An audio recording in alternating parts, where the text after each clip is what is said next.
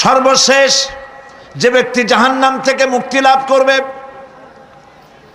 তাকে আল্লাহ পাক বলবেন, ফেরেশতাদেরকে বলবেন, ও আমার ফেরেশতারা, আমার এই বান্দাকে জান্নাত এবং জাহান্নামের মাঝখানে রেখে দাও।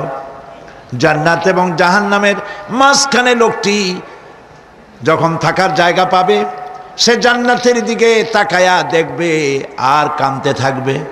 আল্লাহ পাক জিজ্ঞেস করবেন, বান্দারে, যুগের পর যুগ ধরে জাহান্নামে কেঁদেছ, আমি রব্বুল আলামিন জাহান্নাম মাফ করে দিয়া জান্নাত জাহান্নামের মাঝখানে রেখে দিয়েছি, আযাব থেকে তো বেঁচে গেছো, এখন কান্দো কেন? লোকটি বলবে, রব্বুল আলামিন কান্দি এই কারণে, জাহান্নাম থেকে মাফ করেছো, তোমার শুকরিয়া আদায় করি।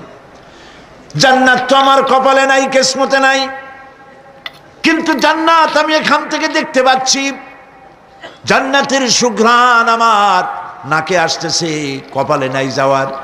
আমি কাঁদি এই জন্য, তুমি যদি মেহেরবানি করে আমাকে জান্নাতের দরজার কাছে একটু দাঁড় করায় দিতা, প্রাণ ভরে তোমার জান্নাতের দৃশ্যটা একটু দেখতাম।